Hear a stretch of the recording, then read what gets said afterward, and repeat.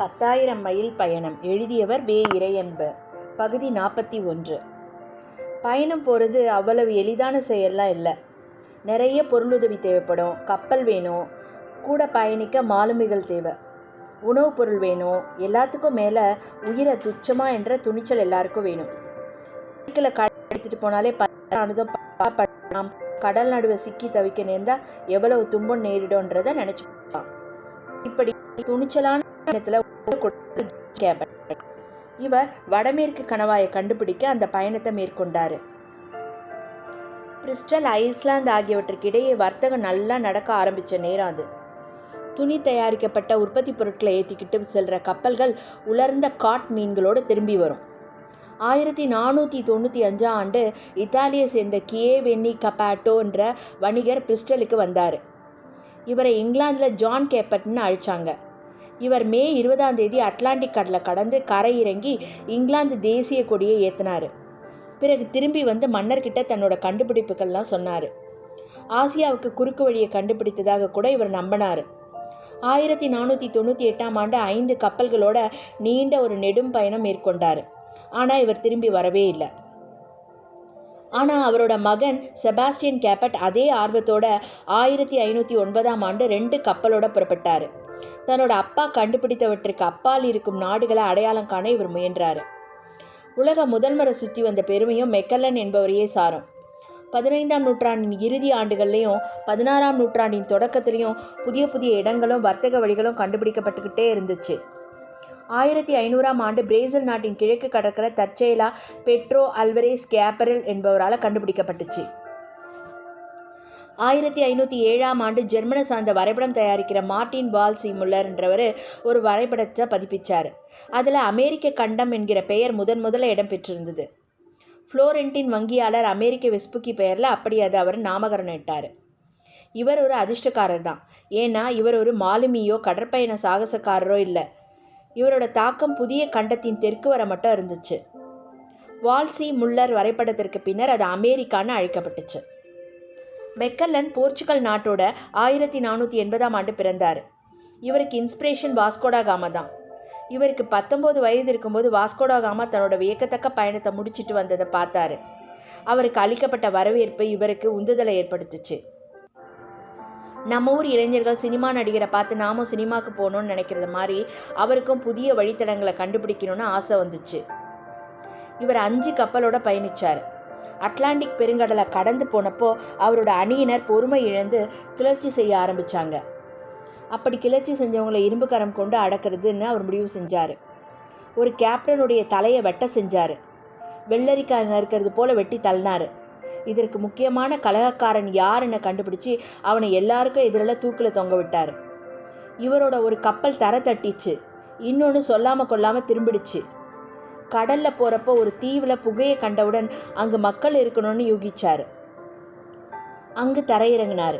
அதற்கு நெருப்பு நிலம்னு பெயரிட்டார். அதற்கு பிறகு அவர் அடைந்த கடல் பகுதி கட்டாந்தரையை போல் சலனமின்றி இருந்ததால் அதற்கு பசிபிக் பெருங்கடல்னு பெயரிட்டார். அதற்கு அமைதியான என பொருள்.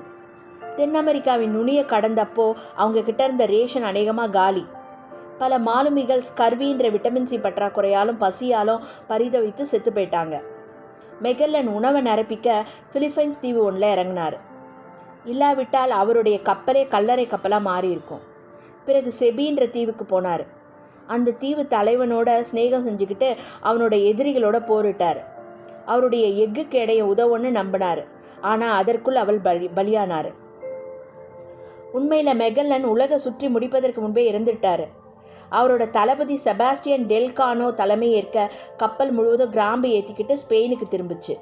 மொத்தம் 280 பேர் சென்ற குழுவில் 35 பேர் மாத்திரம் உயிரோடு திரும்பினாங்க. போர்த்துகீசியராக இருந்தாலும் மெக்கல்லன் ஸ்பெயின் கொடியோடு கடப்பணம் செய்தார். அவர் மொராக்கோவோடு வர்த்தகம் செய்ததாகவும் அதனால் துரோகம் இழைத்ததாகவும் குற்றம் சாட்டப்பட்டு படையிலிருந்து 1517 நீக்கப்பட்டார். அந்த கோபத்தால் அவர் ஸ்பெயின் நாட்டு பணியில் சேர்ந்தார். மெக்கல்லன் இறந்ததால் அவரோடு பயணம் செய்த ஸ்பெயின் நாட்டு ஜீவான் செபாஸ்டியன் டெல்கானோன்றவர் தான் உலக முதல்ல சுற்றியவர் என்ற பெருமைக்குரியவர். ஆனால் அவரும் 4 ஆண்டுக்கு அப்புறம் இன்னொரு நெடும் பயணத்தில் இறந்து போனார். இன்னைக்கு கனடாவில் ஃப்ரெஞ்சு மொழி பேசப்படுறதுக்கு காரணம் பயணம்தான். ஃப்ளோரண்டைன் மாலுமி ஒருவர் இருந்தார். இவர் பேர் கியோவன்னி டா வெரஞ்சொன்னோ. இவர் பிரான்சின் முதலாம் பிரான்சிஸ் கீழே பணிபுரிந்தவர். இவர் அமெரிக்க கடற்கரையை தேடுற பொருட்டு மேற்கு வழியாக ஆசியாவுக்கு பாதை எறியும் பொருட்டும் அட்லாண்டிக்கை கடக்க முடிஞ்சார். இன்னைக்கு உள்ள நியூயார்க்கின் துறைமுகம் இவரால் அடையப்பட்டது. அன்று அதற்கு எந்த பெயரெல்லாம் கிடையாது. அவரோட வாரிசு ஜேக்கஸ் புனித மலோவுக்கு பயணம் செஞ்சார். லாரன்ஸ் வளைகுடாவை அறிஞ்சார். இவர் 2 செவ்விந்தியர்களை கப்பலில் ஏற்றிக்கிட்டு போனார். இவங்களுக்கு பிரெஞ்சு மொழியை சொல்லி கொடுத்து அடுத்த பயணத்தில் தமக்கு மொழிபெயர்ப்பாளராக பயன்படுத்திக்கல வேண்டும்னது அவரோட திட்டம். பிரான்ஸுக்கு திரும்பிய இவர் தனது 2வது பயணத்தில் அந்த செவ்விந்தியர்களின் வழிகாட்டுதலோட குபேக் வர பயணித்து இரோகோவிஸ் கிராமத்தில் ஒரு குடியிருப்பை ஏற்படுத்தினார். அவருக்குள்ளே இருந்த மிருக உணர்வு தலை தூக்கியது. அந்த இரோகோவிஸ் இன தலைவர்கள் சிலர் தந்திரமாக கப்பலை ஏமாற்றி ஏற்றி பிரான்ஸுக்கு கூட்டிகிட்டு போனார். அது அப்பகுதியில் இருந்த செவிந்தியர்களுக்கும் எக்ஸ்ப்ளோரர்களுக்கும் இடையில் நம்பிக்கையை சீர்குலைச்சது. மான்ட்ரியல் வரை அவர் பயணம் செஞ்சார். அவரோட கண்டுபிடிப்புகளால் கனடா மீது பிரான்ஸ் உரிமை கொண்டாட அஸ்திவாரத்தை எழுப்பினார். இரோகோவிஸ் சொல்லான கானடான்றது அந்த நாட்டினருக்கு சூட்டியவரும் இவரே. அந்த சொல்லுக்கு கிராமம்ன்ற பொருள் தான்ன்றது அவருக்கு தெரியாது. அவரோட பயணங்களே நவீன கனடாவில் பிரெஞ்சு மொழி இன்னும் பேசப்படுவதற்கு காரணம். கொஞ்சம் கொஞ்சமாக ஸ்பெயின் நாட்டு காலனிகள் மத்திய அமெரிக்காலையும் தென் அமெரிக்காலும் நிலை பெற ஆரம்பிச்சது. இது மெக்சிகோவில் கிடைத்த தங்கத்தாலும் பெருவில் கிடைத்த வெள்ளியாலும் லாபகரமாகவும் செழிப்பாகவும் இயங்குச்சு. இங்கிருந்த தாயகத்தினர் அடிமையாக இருந்தாங்க.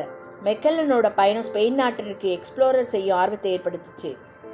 அல்வரோடா மெண்டானா என்பவருடைய ஆளுமையில் 1567ஆம் ஆண்டு பெருவிலேருந்து ஒரு பெரிய கப்பல் வரிசை ஏற்பட்டுச்சு. இவங்க தீவு கூட்டமாக இருந்தவற்றில் ஒரு தீவில் இறங்கினாங்க. இதற்கு சாண்டா இசபெல்னு பேர். இது சாலமன்ஸ்னு திரிபடைந்தது. இவர் எந்த புதிய கண்டத்தையும் கண்டுபிடிக்க முடியாமல் திரும்ப நேர்ந்துச்சு. 2ஆம் முறை பயணப்பட்டப்போ சாண்டா குரூஸ் தீவை கண்டறிஞ்சார்.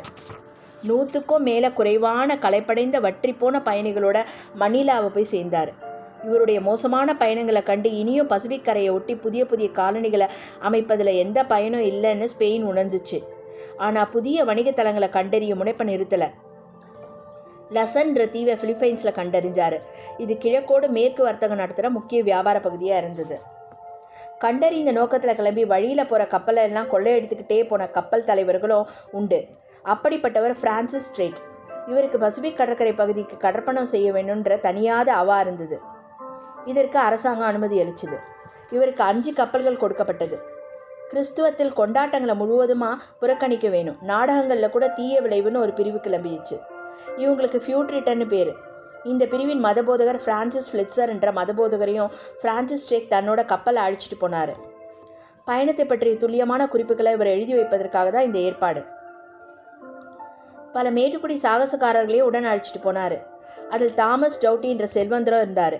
கப்பல் முழுசும் ஆயுதங்கள் சிப்பாய்களோட தயாராக பயணித்தாங்க. இதில் பயணம் செய்த எவருக்குமே எதற்காக பயணன்றது தெரியலை. இவங்க பிளைமூத்தை விட்டு கிளம்புனாங்க. ஆனால் இங்கிலீஷ் கால்வாயை கடக்க முடியாமல் திரும்பினாங்க. 2ஆம் முறை அது சாத்தியமாச்சு. ஆப்பிரிக்க கடற்கரையை அடைஞ்சப்போ ட்ரேக் தன் கொள்ளையடிக்கும் வேலையை தொடங்கினார். ரீர் முனையில் 3 ஸ்பெயின் நாட்டு கப்பலை குண்டுமணி விடாமல் கொள்ளையடித்தார். அதற்கு பிறகு அவ்வழியே வந்த எந்த கப்பலையும் இவர் விட்டு வைக்கல. பெர்டோ தீவில் உள்ள முனையில் போர்ச்சுகீசிய கப்பல் உணவுப் பொருளோடு தென்பட்டுச்சு. இதை கைப்பற்றி அதற்கு மேரின்னு பெயரிட்டார். இவங்க அட்லாண்டிக் கடலில் கடந்து பிரேசிலை கண்டாங்க. தென் அமெரிக்க முனைவரை பயணித்தாங்க. இதற்கப்புறம் அபாயகரமான பகுதிகளுக்கு பயணம் செய்கிறதுக்கு மேட்டுக்குடியினர் எதிர்ப்பு தெரிவித்தாங்க. தன்னிடம் மரியாதை குறைவாக பேசிய தாமஸ் டவுட்டியை 2 நாள் கொடிக்கம்பத்தில் ட்ரேக் கட்டி வச்சார். புனித ஜூலியன் விரிகுடா பகுதியில் டவுட்டியின் தலையை சீவினார். அந்த தீவை உண்மை நீதி தீவுன்னு பெயரிட்டார். மற்றவங்களும் அதை ரத்த தீவுன்னு குறிப்பிட்டாங்க. இவங்க ஹான்முனிக்கு பயணப்பட்டப்போ ஒரு சின்ன கப்பல் வரிசையிலிருந்து பிரிந்து மாலுமிகளோட முழுவதுமாக முழுகுச்சு. மீதம் இருந்தவற்றில் ஒன்று வழியில் ட்ரேக்கை பிரித்து மெக்கல்லன் ஜலசந்தி வழியாக திரும்பிடுச்சு. இப்போ ட்ரேக் வசம் கோல்டன் ஹிட்ன்ற ஒரே ஒரு கப்பல் மட்டும்தான் இருந்துச்சு. ட்ரேக்கோடைய மாலுமிகள் சோர்வடைஞ்சிட்டாங்க. இவங்க கண்ணெதிரிலேயே தலை துண்டிக்கப்படுவதை பார்த்தாங்க. கடலில் மூழ்கிய சக மாலுமிகளோட அவலக்குரல்கள் இவங்க காதுகளில் எதிரொலிச்சுது. உணவுப் பொருட்களுக்கும் குறைவாக இருந்தது. எப்படியோ சிரமப்பட்டு இத்தாலிய பெருங்கடலை கடந்து 1580 செப்டம்பர் 26ஆம் தேதி கோல்டன் ஹின் பிளைமுத்தை அடைஞ்சுது. மிக கீழ்த்தரமான நடவடிக்கைகளை மேற்கொண்ட பிறகும் செயற்கரிய செயல்களை அந்த பயணம் சாதிச்சுது. 5000 பவுண்டுகள் நிதியுதவியில் கிளம்ப அப்பயணம் 6 லட்சம் பவுண்டு பெருமான பொருட்களோடு முடிஞ்சுது. ராணி எலிசபெத் ட்ரேக்கப் நைட்குட் கொடுத்தாரு. இவருடைய கப்பல் புதுப்பிக்கப்பட்டு இன்னும் இங்கிலீஷ்காரர்களுடைய சாதனை பயணத்தின் குறியீடாக பாதுகாக்கப்படுது. அடுத்தவங்களை துன்புறுத்துபவர்கள் வாழ்நாளில் இறுதி நாளாவது துன்பம் அனுபவிப்பாங்கன்ற நம் நம்பிக்கையை தகர்க்கிற மற்றொரு வரலாற்று நிகழ்வு இது. நன்றி, வணக்கம். நாளை பார்க்கலாம்.